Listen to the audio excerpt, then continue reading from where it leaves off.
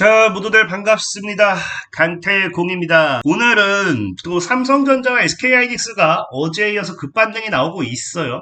급반등이 나오다 보니까 또 많은 분들이 굉장히 기분이 또 좋으실 것 같습니다. 그래서 이런 상승 속에서 과연 우리가 이 상승의 이유는 무엇이고 또 무엇을 조심해야 될지, 그리고 앞으로 삼성전자, SK하이닉스와 또 함께 크게 올라갈 게 있다라고 하면 그런 건 또 무엇인지 방송을 통해서 또 이야기해 보려고 합니다. 자, 방송 전 늘 말씀드리는 여러분들의 좋아요, 구독하기, 댓글까지는 너무나 많은 힘이 된다라고 말씀드리면서 오늘 방송 시작해 보도록 할게요. 자, 일단 현재 삼성전자, SK하이닉스 차트적으로만 먼저 설명드린다라고 하면은 굉장히 긍정적인 흐름을 맞습니다. 전체적인 이제 하방 추세 때 돌파가 나와주고 골든 크로스까지 나와줬죠. 그래서 삼성전자가 이제 골든 크로스 나와주면서 현재 이 27만 5천에서 28만 원 정도 이 구간, 그러니까 62평대까지는 지금 이 별탈 없이 무난하게 상승할 수 있는, 그러니까 여기를 뚫어주려고 하면 사실 개인의 강한 모멘텀이 필요가 해요. 근데 그게 아니라고 하면은 일단은 뭐 내일 다음 주까지도 우상향 뭐 노려볼 수 있는 그런 흐름이긴 합니다. 다만 이제 SK하이닉스 같은 경우는 제가 앞서 말했다시피 지금 자리가 굉장히 리스크가 또 있는 자리라고 말씀드렸죠. 리스크란 게 뭐예요? 결국에 이 22평대를 뚫지 못한다고 하면 다시 무너질 수도 있는, 그러니까 차트적으로는 삼성전자가 더 이쁘다, 이거는 뭐 당연한 거고, 어쨌든 중요한 거는, 제일 중요한 건 이거예요.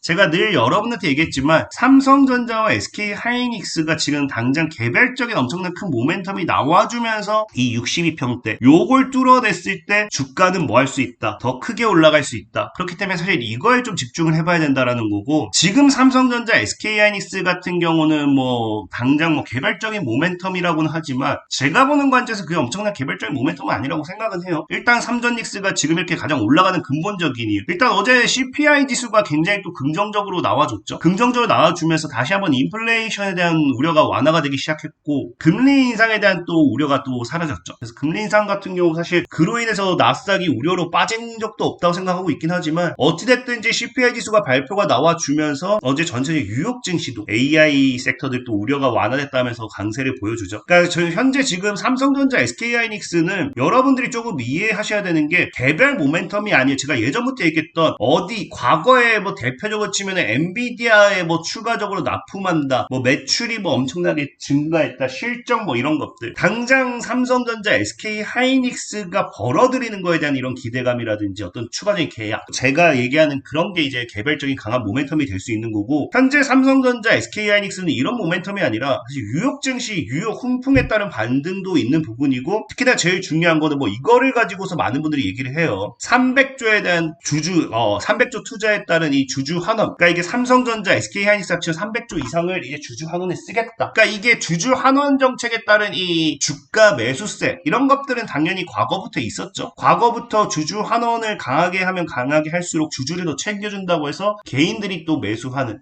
이제 또 그런 주주 환원 정책 보고 매수하는 그런 수급도 있기 때문에 이게 뭐 나쁘다는 아니에요. 근데 다시 한번 말씀드리니까 결국에 뭡니까? 주주 환원이라는 건 주주를 위해서 돈을 쓴다라는 거예요. 돈을 쓰기 때문에 개인들이 돌아온다라는 거고, 중요한 거는 이런 돈을 쓰는 게 아니라 뭐가 나와줘야 된다고요? 삼전닉스가 어떻게 돈을 벌어들일 것이냐, 그런 기대가 사실은 강하게 나와주지 않으면서 상승한다라고 하면은 이 역시도 하방 압력으로 금방 무너질까 생각을 해요. 특히나 이 기대감이 결국 누구라 있습니까? 개미들이니까. 다시 한번 개미들이 우아하고 몰려드는 거니까 역시나 이것도 툼에 또 다시 무너지는 게 크겠죠. 특히 지금 삼전닉스가 또 조심해야 되는 게, 이번에도 뭐라고 합니까? 돌아온 외국인이라고 해요. 그래서 다시 보는 반도체 훈풍이라고 하면서 삼전닉스의 외국인이 돌아오고 있다라는 건데, 실제로 뉴스를 보면 아시겠지만 어제 오늘도 뭐라고 합니까? 외국인과 기관이 다 맞다. 오늘 같은 경우도 속보를 내면서 결국에 외국인 기관 매수했다라는 거거든요. 그러니까 지금 외국인이 돌아왔다라고 하면서 이 기대감을 더 크게 사실 만들고 있어요. 물론 지금 이 외국인이 뭐 매수한 게 이런 부분도 있을 수는 있습니다. 실질적으로 테마섹이 뭐 한다 했어요. 싱가포르 국부펀드 테마섹이 삼성전자와 SK하이닉스에 투자를 할 수도 있다. 근데 중요한 건 검토 중이에요. 확정된 게 아무것도 없습니다. 그 투자를 할 할 수도 있다라는 내용이 나오면서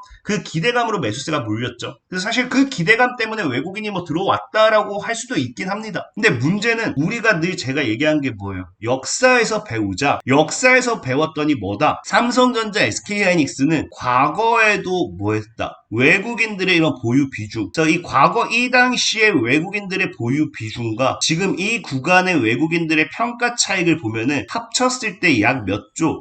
1200조 원에 달하는 평가 차익이 더 증가했다라고 말씀을 드렸죠. 그렇기 때문에 여기서 10조를 사든 100조를 사든 이 수급을 집어넣고 개인들 꼬시고 개인들한테 다시 다 팔아버린다라고 하면은 아무런 의미가 없는 거예요. 그래서 사실상 외국인들의 수급은 안 봐도 된다는 거거든요. 그래서 실질적으로 우리가 최근에도 외국인이 뭐 이 당시 돌아온 외국인 하면서 결국 어떻게 했습니까? 외국인이 돌아왔대 하고 나면은 결과가 몇 거래일은 또 폭락하는. 그러니까 늘 똑같았죠. 그래서 그런 패턴을 본다라고 하면은 이런 외국인의 수급이 오히려 뭐 할 수도 있다. 여기서 이렇게 가두리를 양식을 해놓고 박스를 만들 수 있다. 제가 늘 얘기했죠. 삼성전자, SK하이닉스는 우상향을 하든 박스를 만들든 사실 우상향 하면서 박스 만드는 것도 박스겠죠. 이런 것들이 나와준 게 사실 제일 베스트다. 그리고 가기 위해서 뭐 해야 된댔어요? 여기서 이제 우상향 흐름을 만들든 우상향 박스를 만들든 흐름을 잡아놓고 계속 강조하는 개별적인 모멘텀을 내보내면서 찍어버리면서 날리는 그런 것들. 그래서 저는 개인적으로 삼성전자, SK하이닉스가 뭐 나쁘다가 아니라 지금 우리가 봐야 되는 거 아마 이런 사이, 이런 월봉상, 이평대 이 추세에 갇히면서 상승 흐름을 만드는 확률이 굉장히 크다는 거겠죠. 아니면 여기서 이렇게 박스가 되던지 이런 느낌. 또 중요한 건 그래서 뭐예요? 삼성전자도 그렇고 SK하이닉스도 그렇고 이제는 이런 흐름을 잡기 시작하면은 제가 늘 강조하는 게 뭐였습니까? 시장이 안정화가 되기 시작할 거라고요. 이게 사실 제일 중요한 거예요. 실질적으로 삼성전자, SK하이닉스의 급등이 지금 달라요. 뭐가 다르냐? 여러분들 기억나시겠지만 과거에 우리가 코스피와 코스닥의 차트를 보면 알겠지만 456 이 당시엔 코스피 날아갑니다. 근데 456 코스닥 어때요? 무너지죠. 이 무너지는 이유가 뭐였어요? 실질적으로 당시에도 삼성전자 7%, 뭐 SK하이닉스 8% 오르면 뭐 해버립니까? 시장이 삼성전자, SK하이닉스를 사기 위해서 코스닥에서 죄다 팔죠. 죄다 팔고서 삼성전자로 넘어가면서 오히려 삼성전자, SK하이닉스 급반등에 따른 코스피 상승과 함께 증시는 무너졌어요. 근데 이제 뭐 해버립니까? 이제 삼성전자, SK하이닉스가 받쳐주면서 올라가니까 코스닥도 오히려 그 힘으로 올라간다는 거예요. 오히려 지금 코스닥 같은 경우는 900포인트, 제가 계속 얘기하는 게 코스닥이 900포인트 정도쯤이 저항이라고 했잖아요. 지금 슬슬 저항대 오니까 탄력이 지금 이제 둔화되고 있잖아요. 상승 탄력이. 이걸 뚫어내야 돼요. 뚫어내야 되는데 사실 여기서 삼전닉스가 무너지면은 얘도 쉽게 뚫기는 어려울 거예요. 저항을 강하게 뚫는 건 사실은 정말 힘듭니다. 근데 만약에 지금 뭐 해버리겠어요? 삼전닉스를 통해서 아까 얘기했던 이런 삼성전자, 그 코스피 같은 경우도 7,500선까지 무난하게 올려놓으면은 코스닥도 그냥 뭐 할 수 있어요? 이런 흐름이면은 그냥 900을 강하게 뚫어낼 수 있다는 거예요. 그리고 그냥 안착시켜놓고 다시 우상향 잡기에는 저항을 뚫어낸 자리니까 너무 쉽다라는 거죠. 그러니까 이런 흐름을 만들어가고 있는 게 뭐다? 삼성전자, SK하이닉스 주도하에